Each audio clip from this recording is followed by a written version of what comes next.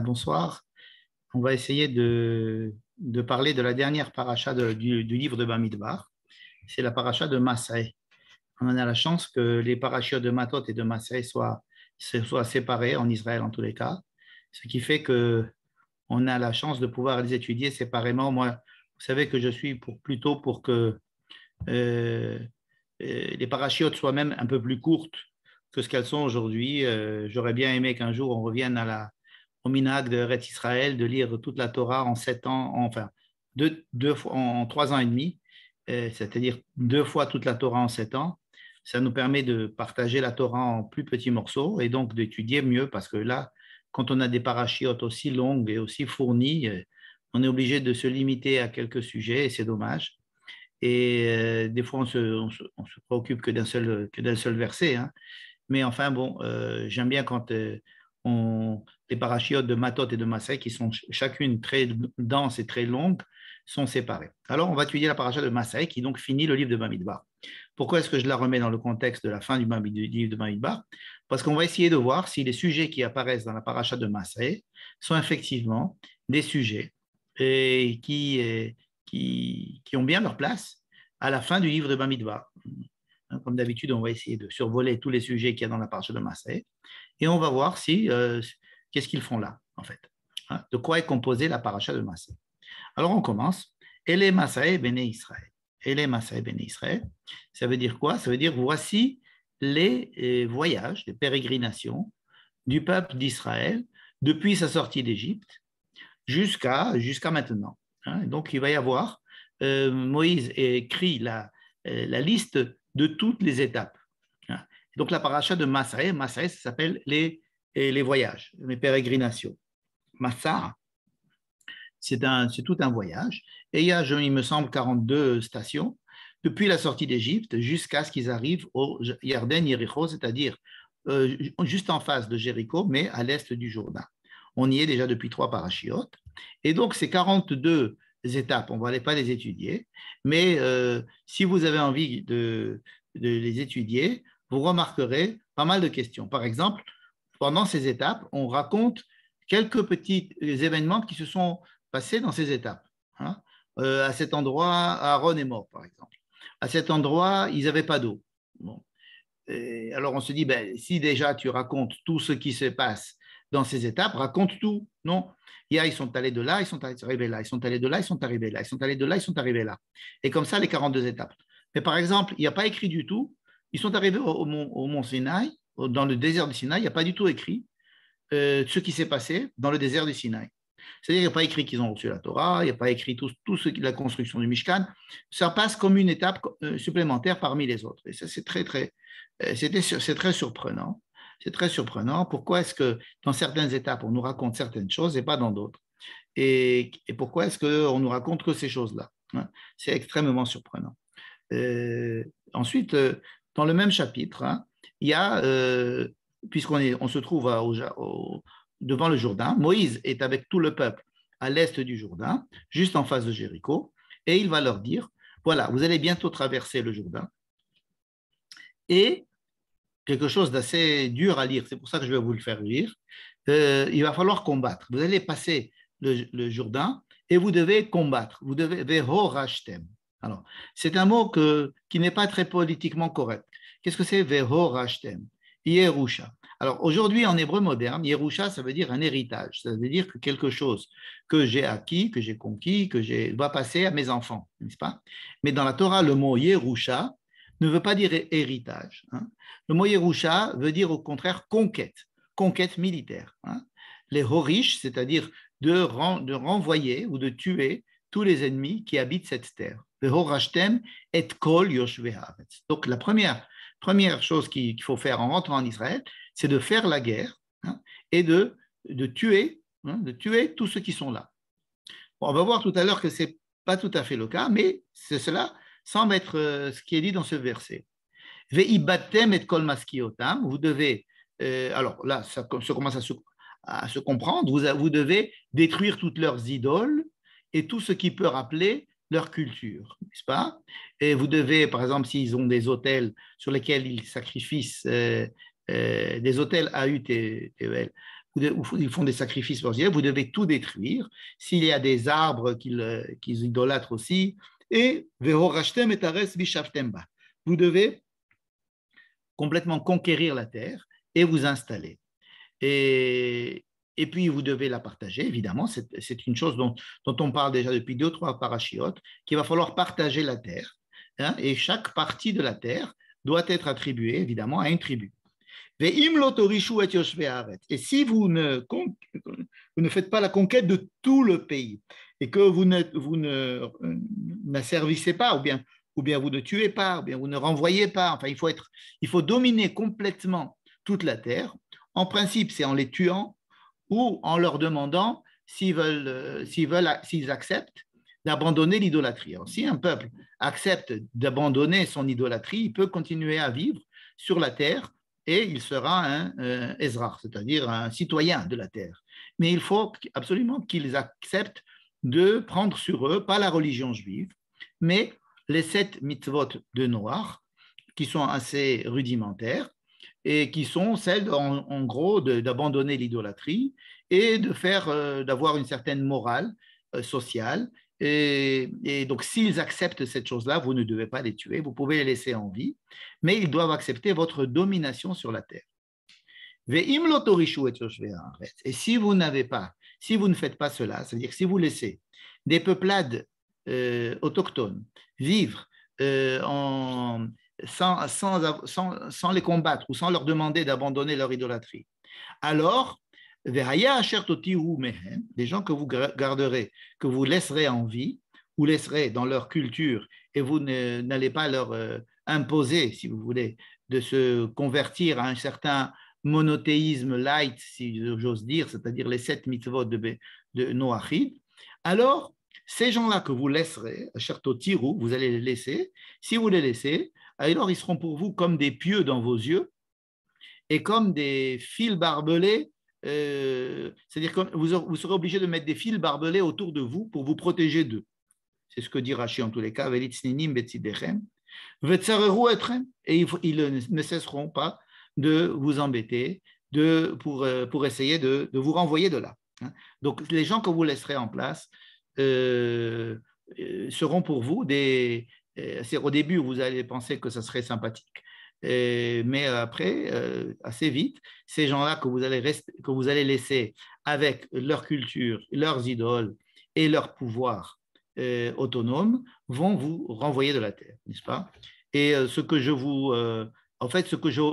prévois de leur faire, c'est-à-dire de les renvoyer de la terre, ben je le ferai à vous et c'est vous qui repartirez de la terre. Donc, ce sont des phrases un petit peu dures. Aujourd'hui, si elles étaient prononcées comme ça, on dirait qu'elles sont d'extrême droite, par exemple. Mais il faut savoir que dans la Torah, il y a des textes qu'on n'aime pas trop lire, n'est-ce pas? On voudrait bien que la Torah soit humaniste, on voudrait bien que la Torah soit gentille, etc. Mais il y a des textes que l'on ne voudrait pas lire et c'est pour ça que je vous les fais lire. Bien. Ça, c'était le premier chapitre, qui est donc la description de toutes les étapes depuis la sortie d'Égypte jusqu'à maintenant, ce qui se conçoit bien dans notre paracha, puisque nous sommes à la fin du livre de Bamidbar. Et donc, c'est un bon résumé, si vous voulez, de l'histoire de ce qui s'est passé jusqu'à présent.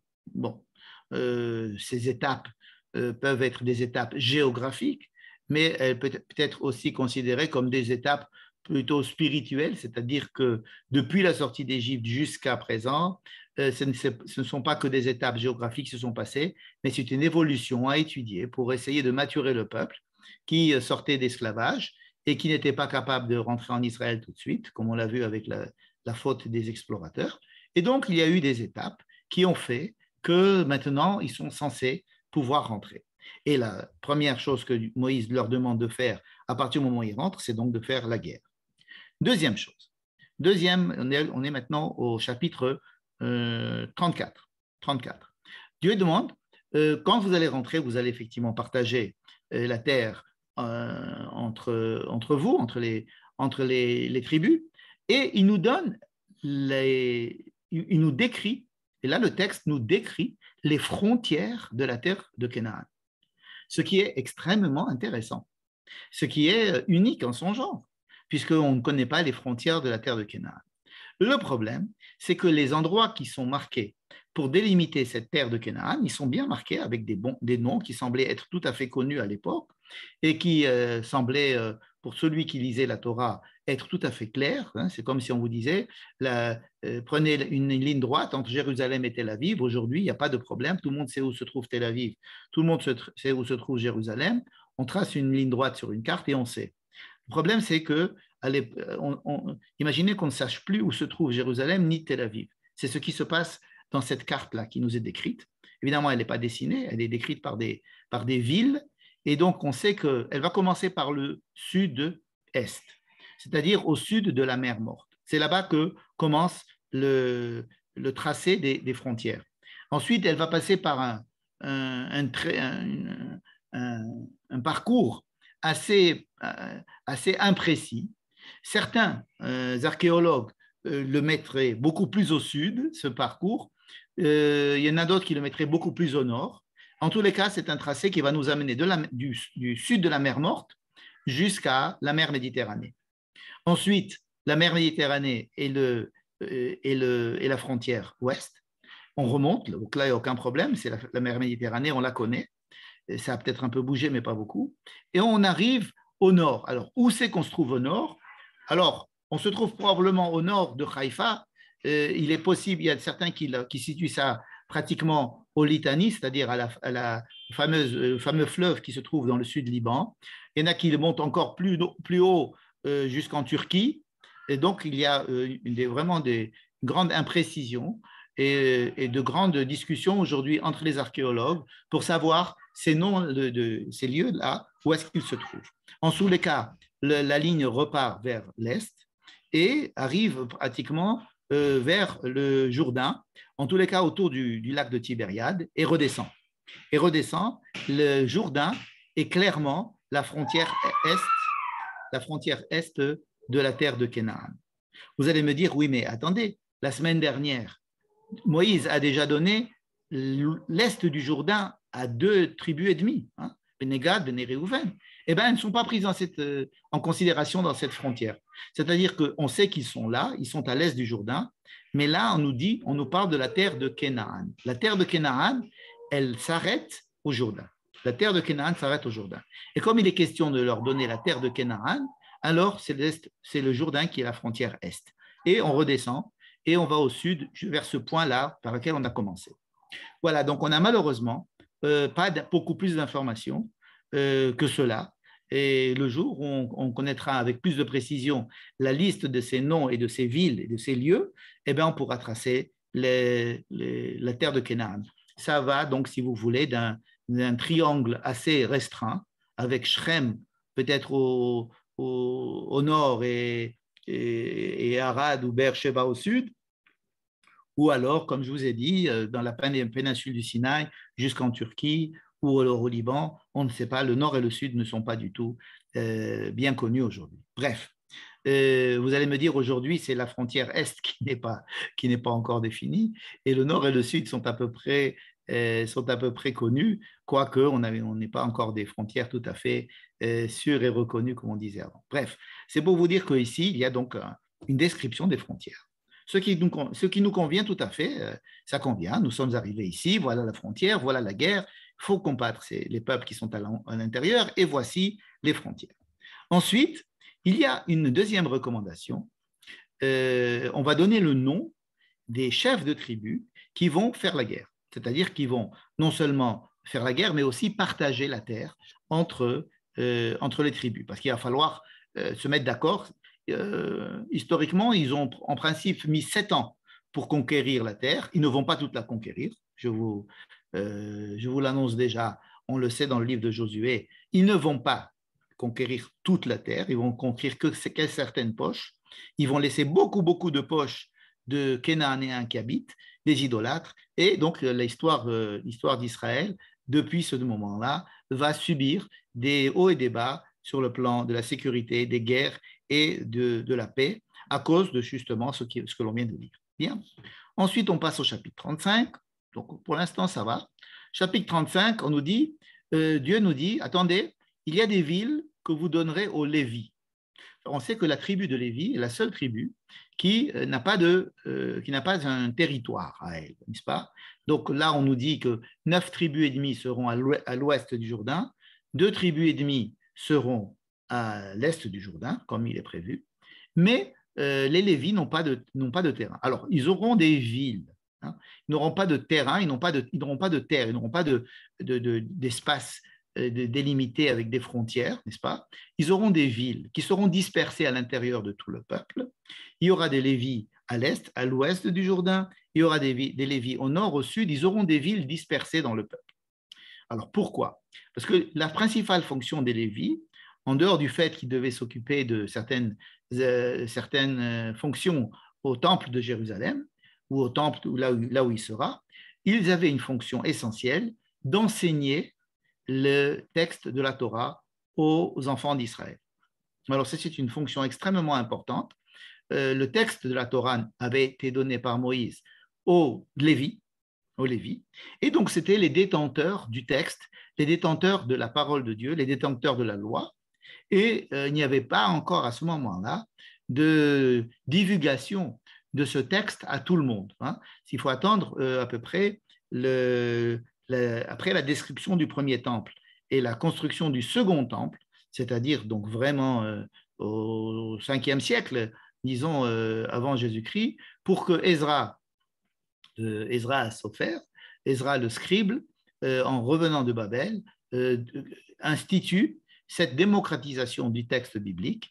Et c'est pour ça qu'on l'appelle le Sopher et qu'on appelle sa génération des Sophrim, parce qu'il fallait beaucoup de scribes pour recopier. Hein, ils n'avaient pas d'imprimante. Il fallait recopier à la main le texte de la Torah et le distribuer à chaque maison, dans chaque maison. Et donc, les gens pouvaient avoir accès au texte. Mais pendant pratiquement 1000 ans, cela ne va pas avoir lieu. Pendant 1000 ans, ce sont les Lévis qui détiennent les textes, les Lévis et les Cohen, mais il y avait peu de Cohen par rapport aux Lévis. Et les Cohen sont des Lévis, donc la tribu de Lévi était plus nombreuse. Et ce sont les Lévis qui détiennent les textes, qui détiennent le savoir, qui détiennent la loi, et ils doivent l'enseigner. Donc c'est la première fonction des Lévis, c'est d'être des enseignants, les enseignants de la loi. Et c'est pour ça que ils sont des représentants de la parole divine dans le peuple et qu'ils vont être dispersés à l'intérieur de tout le territoire, à l'est et à l'ouest, pour pouvoir enseigner la Torah et être, le cas échéant, des références en cas de litige. Voilà. Donc, on nous dit qu'il faut que les Lévis aient des villes. Bien. Deuxième chose, et là, c'est quelque chose d'assez... c'est une conséquence du fait que les Lévis aient des villes, c'est qu'il va y avoir des villes de refuge. Alors, qu'est-ce que c'est qu'une ville de refuge? Tout le monde le sait. Ce sont certaines villes où des gens qui ont tué par mégarde, involontairement, peuvent se réfugier de peur que les membres de la famille de la personne qui a été tuée par inadvertance viennent se venger sur eux. Cela suppose une connaissance très différente de la manière dont fonctionnait la société à l'époque et dont elle fonctionne aujourd'hui. On a l'impression qu'il y a toujours eu des tribunaux et que tout devait se passer par des tribunaux, ce qui est en grande partie vrai, mais la vengeance personnelle était tout à fait admise. Même lorsque le tribunal devait condamner une personne à la mort parce qu'il avait tué, par exemple, une personne volontairement, et que le tribunal, exceptionnellement, avait décidé qu'il devait être mis à mort, ce sont les témoins, mais aussi les gens, les proches parents de la victime qui devaient participer à la mise à mort du condamné à mort, n'est-ce pas? Comme si on reconnaissait cet esprit de vengeance, comme si le sang versé devait être payé par d'autres personnes qui devaient verser ce sang. En tous les cas, ici, pour se protéger de ces personnes-là, il fallait des villes de refuge. Ces villes de refuge, il y en a à peu près 6, sont décrites ici 6, 3 à l'est et 3 à l'ouest du Jourdain, mais toutes les villes des Lévis pouvaient être transformées en villes de refuge aussi. Et voilà une raison pour laquelle, ici, on parle des villes de refuge. Donc, si vous voulez, c'est un sujet qui entraîne un autre. On nous a dit qu'il fallait conquérir la terre, parce on est justement à l'entrée de la conquête. On nous dit qu'il faut conquérir la terre, on nous dit qu'il faut la partager, on nous dit qu'il y a des villes qu'il faut quand même réserver aux Lévis, et ces villes de Lévis, elles doivent avoir aussi le statut de villes de refuge, en plus des villes de refuge bien déterminées à l'est et à l'ouest du Jourdain. Donc c'est un sujet très important. Et on arrive au dernier chapitre. Alors, le dernier chapitre, ce n'est pas celui que je vous ai encadré en rose ici. Celui que je vous ai encadré en rose vient d'une toute autre partie de la Torah. Et le dernier chapitre, c'est celui-ci, c'est le chapitre 36. Alors, pourquoi est-ce que je vous ai ramené ce carré rose alors qu'il ne fait pas partie de notre paracha? On va simplement, voilà. Pourquoi est-ce que alors le chapitre 36, c'est le dernier chapitre de notre paracha. C'est le dernier chapitre. Et donc, on va s'y intéresser un peu plus particulièrement. De quoi s'agit-il dans le dernier chapitre? Il s'agit de la suite d'une histoire qui a commencé dans la paracha de Pinchas, c'est-à-dire il y a bien longtemps. En fait, on est obligé de retourner dans ce carré rose, c'est-à-dire aller dans le chapitre 27, vous voyez qu'on est loin, hein, il y a pratiquement 9 chapitres entre cette histoire et la nôtre, donc c'est le prolongement de cette histoire. Quelle est cette histoire? C'est une histoire que nous connaissons bien, c'est une histoire des filles de Tzelophrad. Donc je la rappelle en 2 mots. Les filles de Tzelophrad, ce sont des filles d'un monsieur qui s'appelait Tzelophrad. Mais ce monsieur Tzelophrad n'avait pas de garçon, et comme il fallait partager la terre entre garçons, entre hommes, n'est-ce pas? Et comme il n'avait pas d'hommes, il n'avait pas de garçons, il n'avait que des filles. Les filles, on se sont plaints, ils ont dit, nous ne voulons pas que la partie de notre père qui était censé, donc notre père a droit à une parcelle de terrain, hein, n'est-ce pas? Cette parcelle de terrain, il ne peut pas la transmettre à son fils, puisqu'il n'a pas de fils, hein, ou à ses enfants garçons, n'est-ce pas? Donc, cette partie de terrain va disparaître. En tous les cas, le nom de notre père va disparaître, n'est-ce pas? Et alors, nous voulons, nous, être en possession de cette terre et nous voulons que la terre continue à porter le nom de notre père. Et donc, leur demande est une demande personnelle des filles qui voudraient hériter de la terre.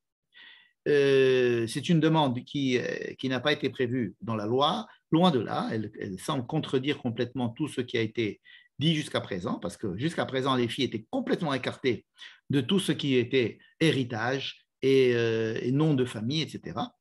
Et là, Dieu, alors Moïse va demander à Dieu, et là, Dieu dit, Ken benot Tzelophrad dobrot. Oui, elles ont raison. Les benot Tzelophrad ont raison. Et c'est très étonnant. Alors, si elles ont raison, tu n'avais pas pensé avant? Toi, tu es Dieu, il y a Moïse, vous avez quand même fait la loi. Est-ce que la loi divine n'a pas prévu ce cas? Si c'est une loi qui est prévue dans la loi, ben, pourquoi vous ne l'avez pas dit? Pourquoi vous attendez ce que ce soit les benot Tzelophrad qui font une réclamation? Et à ce moment-là, vous dites, ah oui, oui, elles ont raison. Non seulement elles ont raison, vous devez leur donner une part la part qui revenait à leur père doit revenir à eux, à elles. Quoi. Et donc, non seulement ça, mais il y a on va éditer une loi qui va être maintenant comme si cela faisait jurisprudence. Et à partir de ce moment-là, et tu diras à tous les enfants d'Israël que toute personne qui mourra et qui ne laissera pas de garçon, alors vous ferez passer son héritage, la terre, vous la faites repasser aux filles, à sa fille. Bon, s'il n'a pas de fille, alors vous le faites passer à ses frères. S'il n'a pas de frères, vous le faites passer à ses oncles. Sinon, vous le faites passer au plus proche de la famille. En fait, il faut une parcelle de la terre ne doit pas disparaître. Elle doit rester dans la famille. Mais s'il n'a pas de garçon, elle doit passer aux filles. Donc, les filles, ici, n'héritent pas. Elles n'héritent qu'en cas où il n'y aura pas de garçon. Donc, ce n'est pas du tout féministe ni égalitaire, n'est-ce pas? Bon.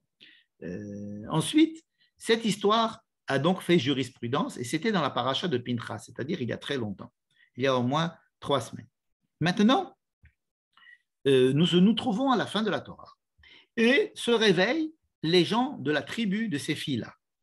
Alors ces filles-là, ce sont des filles qui font partie de la tribu de Ménaché, qui lui-même fait partie de la tribu de Joseph, qui justement faisait partie de la moitié de cette tribu-là devait partir à l'ouest du Jourdain. Bon. Vaïkrez-vous, regardez encore une fois, Vaïkrez-vous, le même verbe qui avait été utilisé pour les filles de Tzlophrad, Vatikravna, tout à l'heure dans le petit carré rose, hein, Vatikravna benot Tzlophrad, les filles de Tzlophrad s'étaient approchées, s'étaient mis en avant, s'étaient avancées devant, hein, c'est-à-dire qu'ils ont manifesté, ils ont mis une banderole, je ne sais pas, ils sont venus, mais de façon tout à fait correcte, hein, chez Moïse en réclamant ce qu'ils pensaient être leur droit. Et effectivement, ils ont obtenu que non seulement ils aient raison, mais que ça devienne jurisprudence dans tout le peuple d'Israël, que chaque fois qu'il n'y a pas de garçon, les filles peuvent hériter. Donc maintenant, c'est les gens de la tribu qui viennent. Qu'est-ce qu'ils disent, les gens de la tribu? Les gens de la tribu, ils disent deux phrases. Vayomeru, la tribu de ces filles-là, hein, Et Adoni Tziva Adonai, la tête, Et Haaretz Benachala. Dieu t'a ordonné de partager la terre en tribus, et chaque tribu doit avoir une parcelle de terre. Bon. Cette parcelle de terre va être calculée selon le nombre de gens qu'il y a dans la tribu. C'est-à-dire que si on a une tribu où il y a plein de monde, eh ben, on va leur donner une plus grande terre. Si c'est des gens qui ont peu de monde, on va leur donner une petite terre. Bon. Or, ces femmes-là, les filles de Tzlophrad, elles vont hériter de la parcelle de leur terre, d'après ce que vous avez déjà décidé, n'est-ce pas? Or, imaginons qu'elles se marient, ces filles. Elles vont se marier avec qui? En principe, elles peuvent se marier avec quelqu'un de la tribu de Réhouven, disons, hein, notre tribu. Et alors, bon, eh bien, elles auront cette terre-là, leur mari aura sa terre de Réhouven, donc il y aura déjà deux terres qui sont dans la famille, mais lorsqu'il va falloir passer en héritage, après la mort de cette femme-là et de son mari, cet héritage va passer aux enfants. Les enfants sont censés être les enfants d'un fils Réhouven. Et ces enfants de Réhouven vont donc être possesseurs d'une terre qui appartenait à Ménaché. Et alors, ça va être le balagan. Ça veut dire que notre terre, nous, de Ménaché, qui passait de père en fils, et donc on n'avait pas de problème puisque les garçons, eux, héritaient et que c'est une société patriarcale à 100%, et donc l'héritage se fait de père en fils. Donc, on est sûr qu'une terre de Ménaché restera toujours chez Ménaché. Les enfants peuvent se marier avec qui ils veulent. De toutes les façons, les femmes n'ayant pas de possession de terre, c'est les hommes qui vont hériter de la terre de leur père, qui va hériter de leur père. Or, avec ta jurisprudence là que tu nous as imposée, ça va être un petit peu le balagan. Pourquoi? Parce qu'une terre qui faisait partie d'une tribu, au bout d'une génération, ça va sauter à une autre tribu. Et alors, l'autre tribu, on va perdre. Il parle en tant que qui? En tant que tribu. Hein. Ce n'est pas une question personnelle, puisque la question personnelle a été résolue. Ces filles-là ont un problème personnel. Elles ne veulent pas que le nom de leur père soit perdu. Et donc, Dieu leur dit, oui, oui, tout à fait, il faut résoudre ce problème personnel. Mais on voit que tout à coup, la tribu même de ces filles-là dit, attendez, mais on a un problème. Ces filles-là vont se marier avec des hommes d'une autre tribu, et la terre qui nous est due à nous, fils de Ménaché, va être amputée, et donc ça va passer à une autre tribu. Imaginez que toutes les filles qui est moins que dans notre famille, dans notre tribu, il y ait d'autres cas comme ça, mais c'est plus possible. On ne va pas pouvoir garder nos frontières de chaque tribu à l'intérieur de la terre. Bon. Je vous résume donc pourquoi j'ai souligné ces deux psukim, parce qu'il y a ici, vous ne voyez malheureusement pas les points qui sont malgré tout là, mais ils ne sont pas très clairs. Et Adoni Tziva Adonai, Dieu a ordonné à toi, mon Seigneur Moïse, de partager la terre en tribus. D'accord. Adoni Tzuva Adonai. Or, il a reçu aussi le nom, il a reçu aussi l'ordre. Hein, ce n'est pas Tziva. Adoni Tziva Adonai. Et là, c'est Adoni Tzuva Mer Badonai. Et il a aussi reçu l'ordre qui nous semble être contradictoire. Bref. Et il s'oppose donc à la loi qui a déjà été faite. Et alors, on présente encore une fois cette anomalie à Dieu. Et qu'est-ce que Dieu va dire? Oui, Ken, Ken, ils ont raison, eux aussi, ils ont raison. C'est comme l'histoire du rabbin qui dit oui, tu as raison, toi aussi, tu as raison. Ken, Maté, Bene, Yosef, Doverim. Ces tribus de Joseph aussi, ils ont raison. Alors, qu'est-ce qu'on va faire? Eh bien, alors, il va falloir trouver un compromis. Ça serait bien que les filles de Tselophrad se marient avec des gens de la même tribu. Et comme ça, leur mari sera de la même tribu de Ménaché. Et donc, on a supprimé le problème général. On a résolu le problème particulier et on a résolu le problème général. Et effectivement, on nous dit, d'ailleurs, ça sort aussi, ça va faire jurisprudence. On va dire que maintenant, à chaque fois que les filles héritent, eh ben, elles doivent se marier avec des hommes de la même tribu. Bon, ça limite. Hein. Mais quand même, bon, on leur impose pas un mari. C'est elles qui doivent choisir. Hein, la tov be'enehem. Hein, regardez ces mots-là, très importants. La tov be'enehem tiyena lenashim. La femme doit toujours, hein, on apprend de là que la femme doit toujours être consentante ou choisir son mari. Il n'est pas question jamais d'imposer un mariage à une femme, hein, ni un homme d'ailleurs, mais ici, la tov be'enehem doit choisir. Mais le champ d'application de leur recherche, si j'ose dire, si elles doivent aller à des bals pour chercher un ami ou un mari, ben, il faudrait que ces bals, ce soient des bals communales de la commune et qu'elles n'aillent pas aller à Eilat chercher un mari là-bas, parce que alors là, on ne s'en sortirait pas sur le plan juridique à cause des parcelles de terrain. Bon. Et c'est comme ça que finit le livre de Bamidbar. Vous admettrez que c'est très étonnant. Que vient faire cette histoire ici? Surtout qu'elle n'a pas été décrite en même temps que la première histoire, n'est-ce pas? Avec le carré rose, on aurait très bien pu mettre ces deux histoires en même temps. C'est moi qui les ai collées l'une à l'autre, n'est-ce pas? Parce qu'on voit bien que l'une fait suite à l'autre, n'est-ce pas? Alors elles ont peut-être été séparées de quelques jours, mais bon, mais c'est le même sujet. Hein. Pourquoi reprendre ce sujet qui avait l'air d'être un sujet tout à fait annexe? Dieu avait oublié ou n'avait pas pensé à ce cas. Et ah oui, très bien, on va résoudre ce cas. Ensuite, non seulement ce cas a été résolu par Dieu en disant ah oui, oui, c'est vrai, elles ont raison, ok, on va faire une nouvelle loi, qu'il y a une loi contraire de la tribu. Alors la première loi est une loi, disons, de convenance personnelle, disons. Et la deuxième loi est une loi de convenance de tribu, hein, de générale. Mais là aussi, Dieu dit, ah oui, oui, tout à fait, nous allons rechanger la loi et nous allons faire une loi de compromis. Et donc, dans ce cas-là, on a l'impression que tout finit bien. Effectivement, hein, puisque c'était une demande qu'on a fait aux filles de Tzlophrad, on ne les a pas obligées de se marier avec des filles. On nous dit que oui, Vatehiena machlat tirtsa vechogla umilka venoa benot Tzlophrad livne dodehem lenashim. Ils se sont mariés avec des cousins germains, donc pas de problème, tout est rentré dans l'ordre. Mimishpachot bene Menashe ben Yosef ayu lenashim. Et voilà. Et les Amitzvot et Amishpatim, Moshe ben Israël, Moab. Et voici le verset qui va clôturer tout le livre de Bamidbar. Ce sont toutes les lois et toutes les histoires qui se sont passées avec le peuple d'Israël, toutes les lois qui ont été données au peuple d'Israël lorsqu'ils étaient justement dans cette partie de l'est du Jourdain, face à Jéricho. Ils ne sont toujours pas rentrés en Israël, mais voilà. Ma question est très, très simple. Que vient faire cette histoire ici? La question subsidiaire, c'est qu'est-ce que c'est que cette histoire que Dieu n'a pas tout prévu dans sa loi?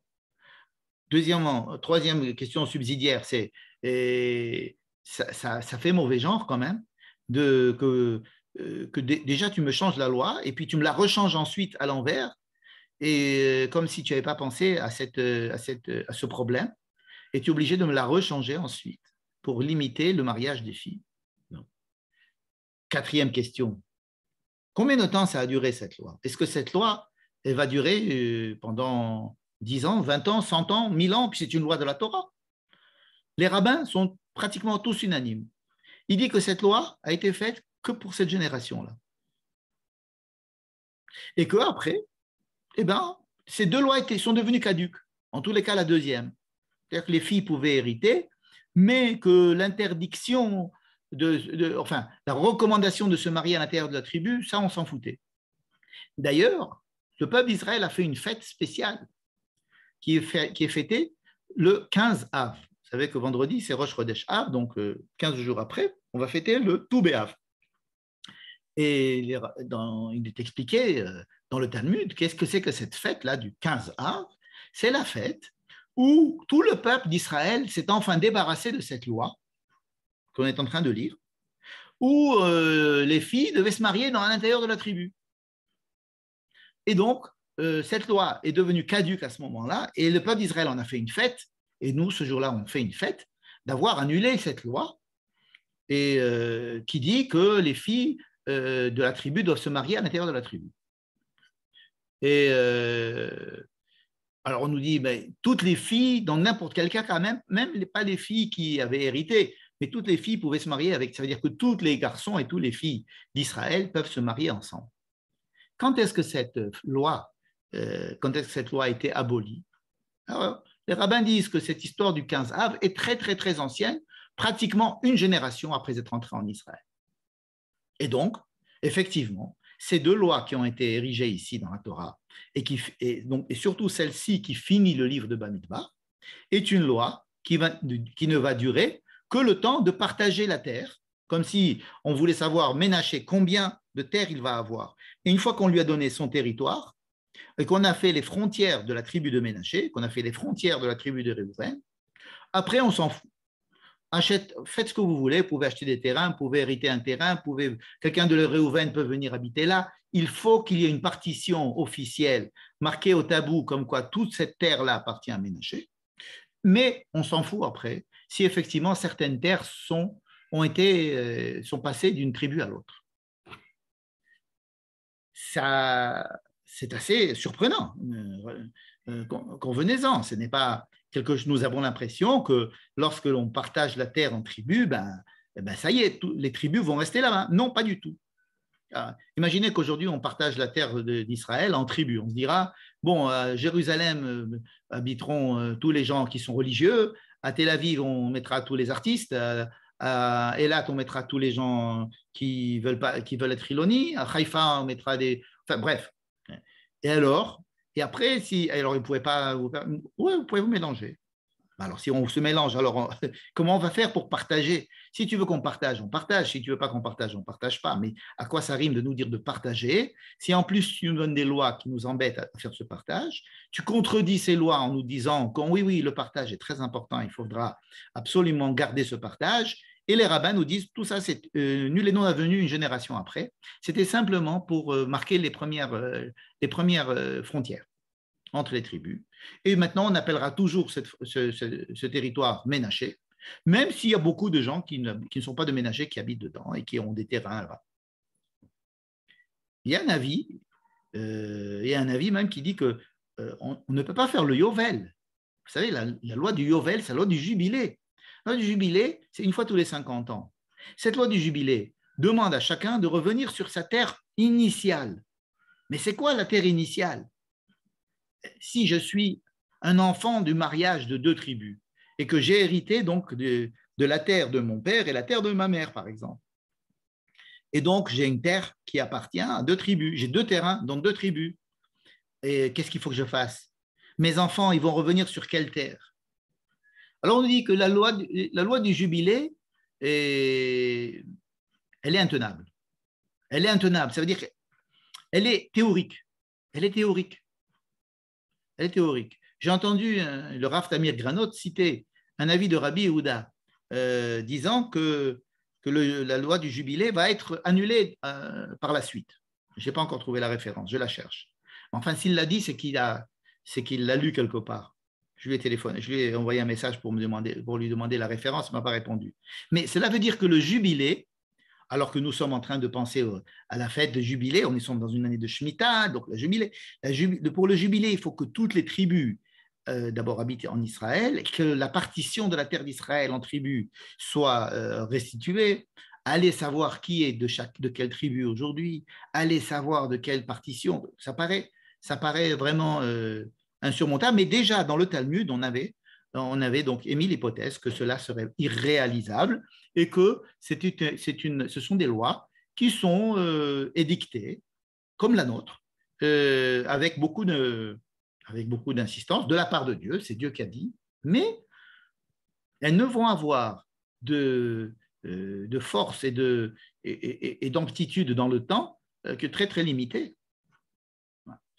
Alors ça, c'est vraiment une grosse question, n'est-ce pas? Donc on a quand même pas mal de questions à nous poser.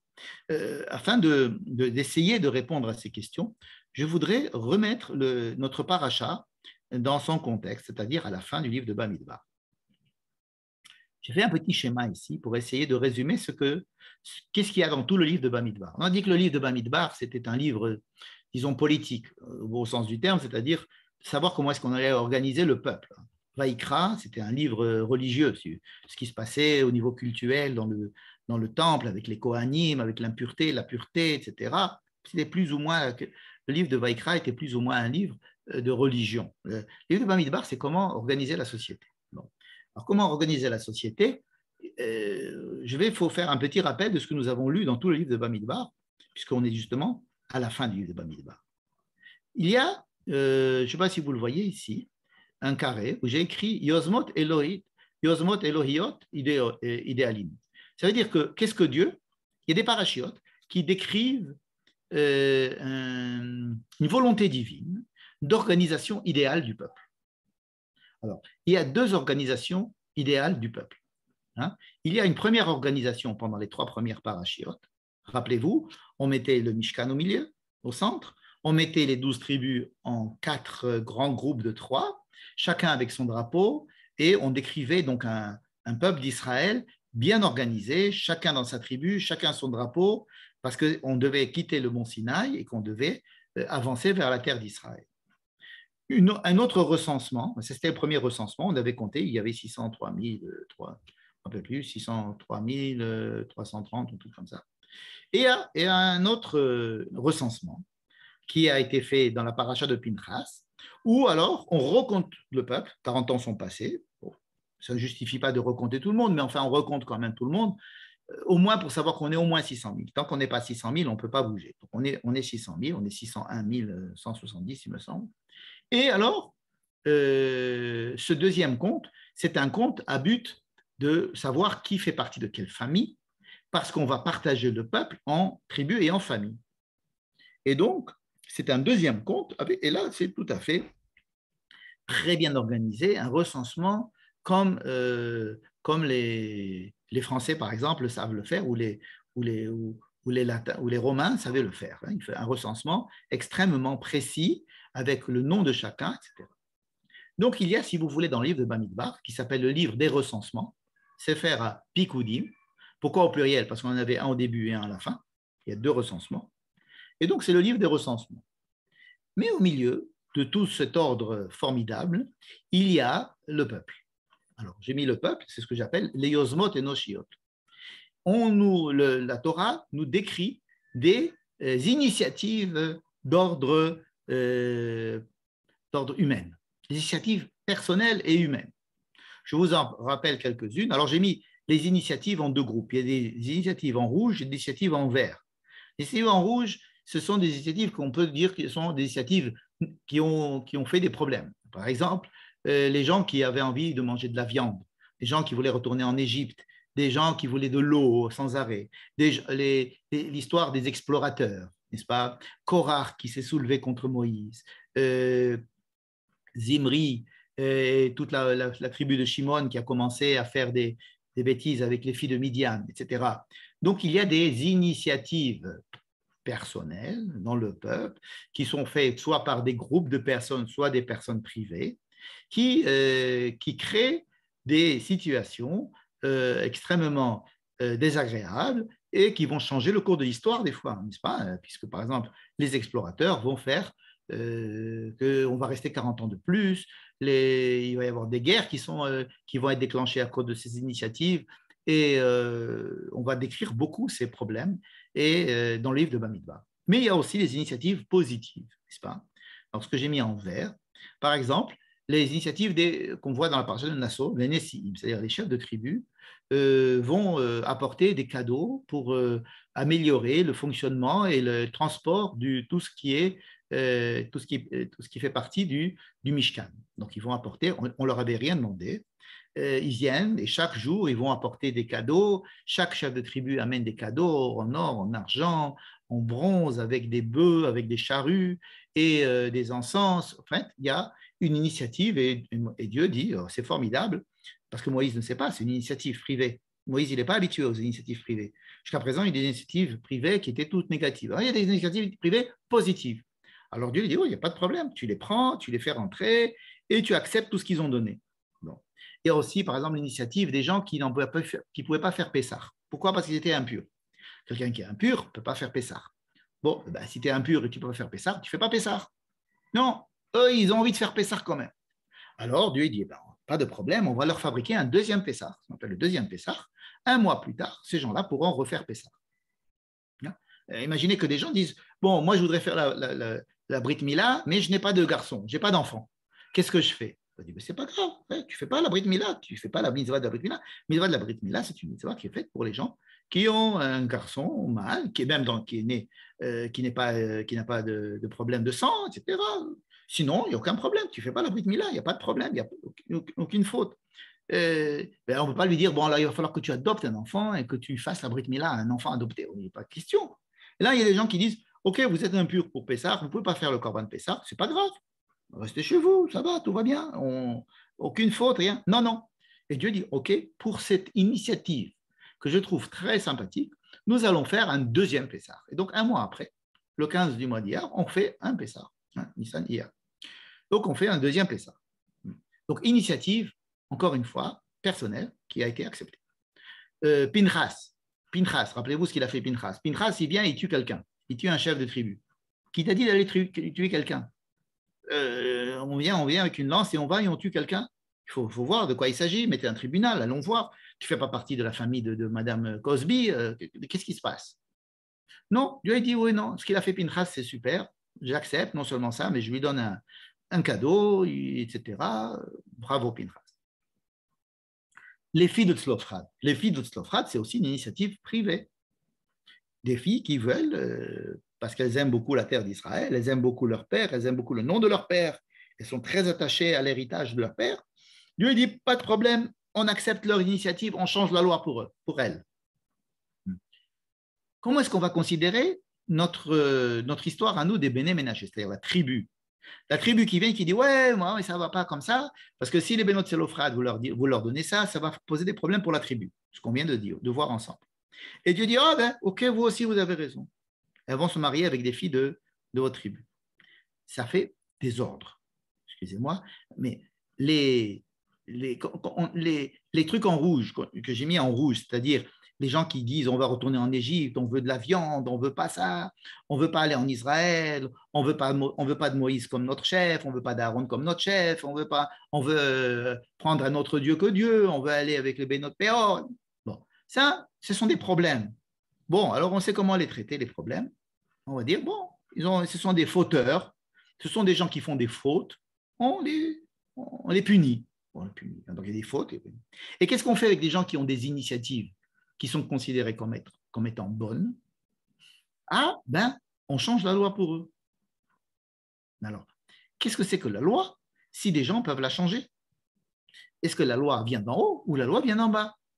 Est-ce que la Torah est une loi divine qui vient nous enseigner ce que Dieu veut que nous fassions? Un point, c'est tout, c'est-à-dire tout ce que j'ai mis en carré. Ou alors, oui, il faut prendre en compte aussi le peuple, les problèmes du peuple, les crises qu'il y a dans le peuple. Il faut prendre aussi les bonnes initiatives du peuple et il faut composer avec le peuple, avec les initiatives privées. À partir du moment où elles sont bien faites, elles sont dans un bon esprit et qu'elles ont raison d'être. C'est quelque chose qui est extrêmement troublant pour toute personne qui pense que la Torah est un ensemble de lois dogmatiques qui vient d'en haut. La Torah est donnée au mont Sinaï et la loi est donnée par Moïse et c'est Dieu qui a donné la loi et donc c'est quelque chose qui vient d'en haut et c'est fini. Pour ces gens-là, cela est très troublant. C'est très, très troublant. Et alors, comment est-ce qu'ils vont s'en sortir? Ils vont se dire, non, ce sont des lois qui existaient déjà au ciel, mais il fallait que certaines personnes viennent et les fassent découvrir, et les fassent sortir des archives célestes. Et Dieu dit, ah oui, oui, c'est vrai, j'avais oublié de vous dire ça, j'allais vous le dire, mais j'attendais que vous me le demandiez. C'est comme ça qu'en général, ces gens-là se rassurent, mais alors dans ce cas-là, ils ont un problème, surtout lorsque ces lois se contredisent l'une l'autre. Et que une loi que nous avons édictée pour les filles de Tselophrad va bientôt être amendée par une loi qui est faite par les enfants de Ménaché. Si tu viens de sortir ta loi des archives, tu la sors entièrement avec ces amendements. Pourquoi est-ce que tu vas nous commencer à nous... Et surtout que ces lois ne sont valables peut-être que pour une génération d'après les rabbins. Donc les rabbins sont extrêmement conscients de cela, n'est-ce pas? Et si certaines personnes considèrent la Torah comme un dogme venant du ciel, qui ne doit pas prendre en compte l'état des hommes et des femmes et des groupes de personnes au fil du temps, et bien alors, si on n'arrive pas à comprendre cette chose-là, alors il nous manque un gros boulon dans notre compréhension de la loi orale. Parce que qu'est-ce que c'est que la loi orale? C'est exactement le prolongement de tout cela, n'est-ce pas? La Torah écrite à l'intérieur même, dans le livre de la Torah, il y a déjà à l'intérieur les éléments, tous les éléments, qui nous demandent de prendre en compte les deux, c'est-à-dire l'idéal et la réalité, et de faire avec, surtout lorsque la réalité... Alors, quel est le seul problème? C'est quand les initiatives humaines sont de mauvaise foi, ou elles vont à l'encontre d'une idée générale de la Torah, n'est-ce pas? Mais une initiative humaine, lorsqu'elle va dans l'esprit général de la Torah, alors tout le problème de savoir qu'est-ce que c'est que l'esprit général de la Torah, vous avez raison. Alors là, il y a Dieu pour dire oui, oui, d'accord, d'accord, d'accord, mais quand il n'y aura pas Dieu pour dire d'accord, d'accord, qui va dire d'accord, d'accord? On va, oui, oui, un monsieur, il a dit, un monsieur Rabbeinu Gershom, il a dit, oh, maintenant, on ne se marie plus qu'avec une seule femme dans le judaïsme. Jusqu'à présent, tout le monde se marie avec 2, 3, 4 femmes, c'est aucun problème. C'est dans la Torah, c'est écrit qu'on peut se marier avec plein de femmes. Lui dit non, à partir de maintenant, on ne se marie plus. Et alors, à partir de ce moment-là, on ne se marie plus. Qu'avec une seule femme. On n'a pas le droit de se marier avec plus d'une femme. Donc, je vais vous prendre un exemple parmi des milliards. Toute la loi orale est faite que de ça. La Torah écrite, il y a écrit, celui à qui on a crevé un œil, il faut lui crever un œil. Jamais ta vie, non, non, il faut payer la valeur d'un œil, etc. Mais lorsque nous lisons ces choses-là, il est évident, et là, on finit le livre de Bamidbar avec un exemple, j'allais dire criant, un exemple qui ne peut pas nous laisser nous endormir sur des idées qui soient agréables pour nous, de savoir que la Torah, ce sont des lois et qu'il suffit de les appliquer. Cet exemple-là de Béné Ménaché qui arrive, qui est séparé de l'histoire de Benot Tselophrad. Benot Tselophrad, on les a vu à Pinchas, ça nous paraissait sympathique, un petit peu de féminisme, ça ne fait pas de mal, ça va nous faire des articles, ça va nous faire on va pouvoir se reposer sur ça pour dire des choses. Mais les Béné Ménaché, là, qui reviennent, remettent en cause cette histoire, et avec lesquels il va falloir composer, et surtout la décision rabbinique que tout ça n'est valable que pour une seule génération et qu'après tout ça est caduque, alors que c'est écrit noir sur blanc sur plein de psukim, cela est obligé de nous faire penser et repenser et re-repenser que l'initiative humaine est un des objectifs de la Torah, de Dieu lui-même. C'est-à-dire que lorsqu'il y a cette injonction de Dieu à ce qu'il y ait un certain ordre qui vient d'en haut, il y a aussi une invitation, j'allais dire même que Dieu, ça lui fait plaisir qu'il y ait cette participation, surtout que lorsqu'elle est bonne, et la prise en compte de cette participation qui va modifier la loi divine elle-même. À plus forte raison, la loi rabbinique, enfin, pour environ de la loi de tout le monde. C'est-à-dire que la loi n'est pas imposée une fois pour toutes, mais elle est en perpétuel remaniement. Et déjà, dans la Torah, elle est remaniée. Nous sommes en train d'assister à un remaniement intra-Torah de la loi. Et les Chachamim, quand ils disent que ce remaniement va être caduc au bout d'une ou deux générations, ils enfoncent le clou, n'est-ce pas? C'est-à-dire que le message de tout le livre de Bamidbar se trouve tout à fait renforcé dans cette dernière paracha et surtout dans la fin de cette paracha, en nous expliquant que l'initiative humaine, à partir du moment où il y a un certain filtre, et toute la question est de savoir qui fait le filtre, mais le filtre peut être fait par les rabbins, par un consortium de rabbins, par la société, par l'intelligence, par l'histoire, pour savoir qui c'est qui va à la fin avoir raison, etc. Toutes sortes de choses qui vont déterminer en fin de compte que le judaïsme est en mouvement. Et là, je ne fais de publicité pour aucun parti politique ou je sais qu'il y a des réformés qui s'appellent le judaïsme en mouvement. Je ne sais pas, c'était pas du tout le but de mon propos, mais c'est pour dire que le judaïsme, dans son essence, et là, avec cet exemple de la loi qui se change à l'intérieur même du livre de la Torah et qu'il se contredit, qui trouve un compromis, et ensuite on dit que ce n'est que pour une certaine période, tout ce mécanisme mis en place à l'intérieur même de la Torah doit nous interpeller et nous calmer, de nous calmer et de nous dire que lorsque les rabbins disent, par exemple, lorsque l'on doit manger une banane, de dire Baruch ata Hashem Eloheinu, ou bien lorsqu'on doit on doit prendre un loulav, cher Kiddush, non, de lire la Megillah. Lire la Megillah, c'est pas écrit dans la Torah, c'est une loi, la Purim, ça a été fait après. Asher Kiddeshanu b'mitzvotav, toi, Dieu qui nous a sanctifiés par tes mitzvot et qui nous a demandé de lire la Megillah. Où c'est qui nous a dit de lire la Megillah, puisqu'il n'y avait pas de Torah, il y avait pas de, quand il y avait Purim, il n'y avait rien du tout. C'est les rabbins. Les rabbins ont la force de la Torah, et d'où ils l'apprennent. D'abord parce que la Torah dit, vous ferez ce qu'ils vous diront. Donc la Torah transmet, si vous voulez, l'autorité qu'elle a aux rabbins de chaque génération. Mais là, dans ces textes que nous venons de lire, nous voyons que la loi elle-même, sans avoir besoin de passer chez les rabbins, la loi elle-même dite par Dieu, par Moïse, qui a dit à Dieu, Hashem tzivav, Hashem tzuveta, tu as reçu l'ordre et tu as reçu le contre-ordre, n'est-ce pas? Et les deux, c'est avec le même verbe. C'est l'un au passif et un à l'actif. Ça veut dire qu'il y a ici une prise en compte de l'initiative humaine qui doit essayer d'être en adéquation avec la volonté divine, et la volonté divine est là pour qu'il y ait initiative humaine. Voilà, bon, j'en arrête là. J'espère que je vous ai fait poser suffisamment de questions pour qu'on puisse commencer le débat maintenant.